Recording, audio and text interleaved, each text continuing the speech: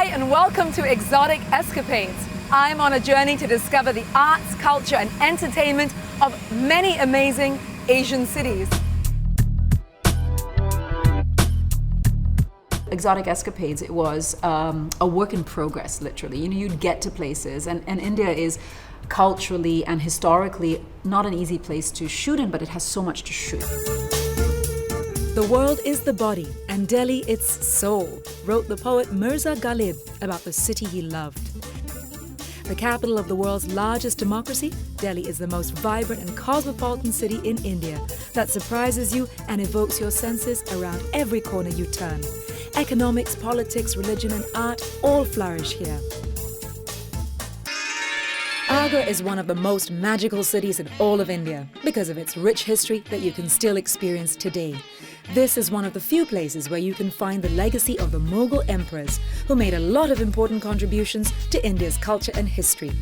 Mughals were renowned for their passion for art, and the period of their rule was the golden period of India's exquisite architectural history.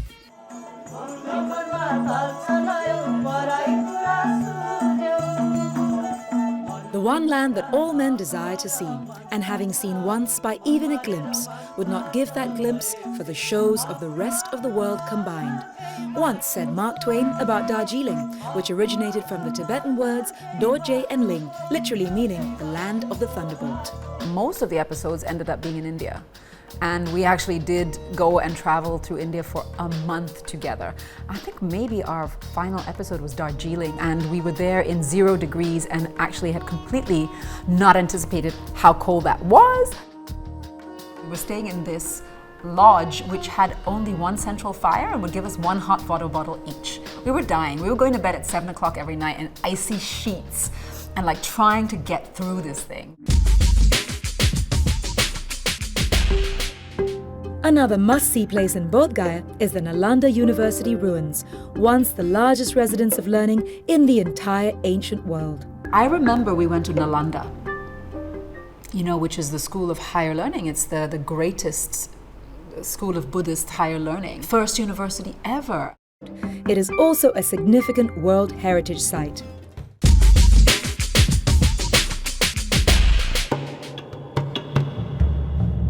Nothing could be quite as overwhelming as being right here in front of the Taj Mahal.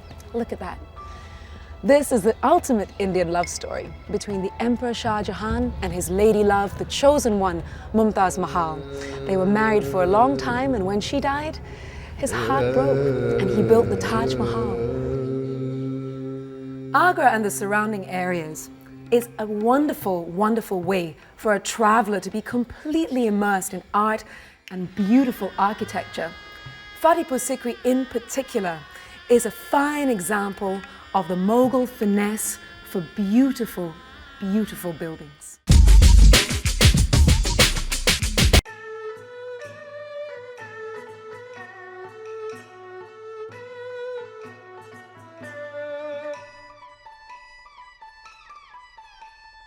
The first episode was Chong Qing, maybe only my second or third visit to China, and this was China still opening up.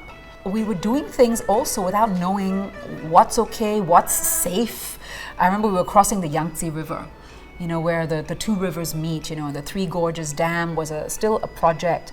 And so funnily enough, like many years later, I actually went down the Yangtze River and I kept thinking about us, you know, how we went across this river in what we hoped was a really safe cable car with like 30 other people, you know, and we just did this stuff, and we got there and we got all this beautiful footage, you know, and it was shot like a true travel log.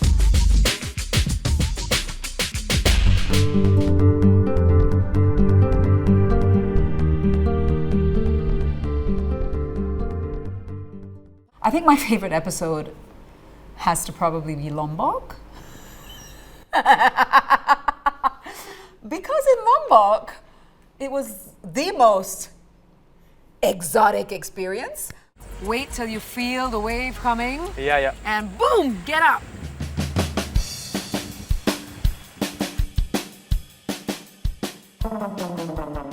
the way that Lombok actually is, it's a mixture of animism and also religion, and these things sit so beautifully together. And we chose specifically to go to Lombok, and Lombok was just opening up, you know, and we didn't go to Bali. We didn't go to Bali at all, and it was just incredible. But that time on the beach, just like that sealed the deal, man. It was like, wow.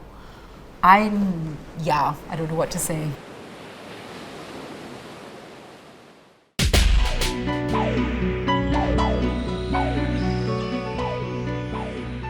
I remember you guys did a lot of 2-screen work, and it was just very beautiful in the end, because all of these locations, we managed to find something very evocative about it.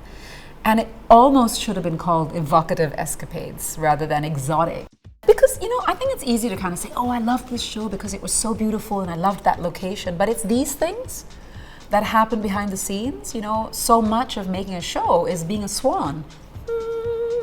And underneath it seems chaotic, but it's not.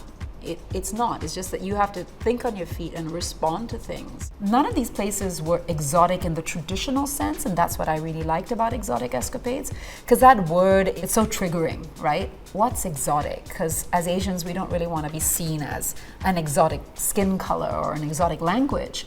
We took exotic and we turned it on its head. It wasn't about those things. It was about experiences that seemed ostensibly quite modern experiences, but in some of these very old countries.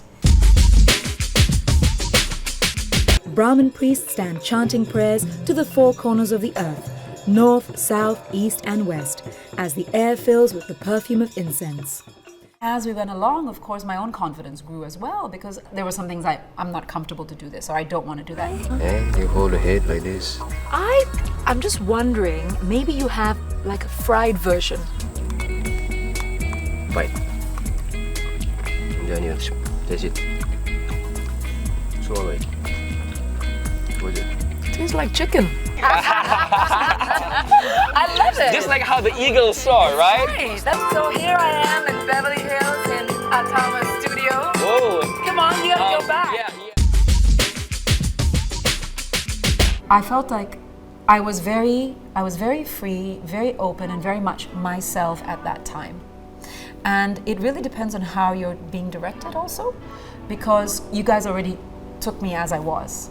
You know, I'm a little rough around the edges, I'm kind of funny, and I'm very animated. And so you let me be me.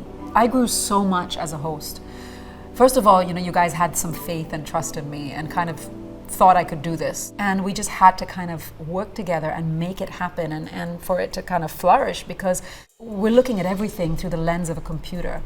But television is magic, and very few people still create magic. And this was magic.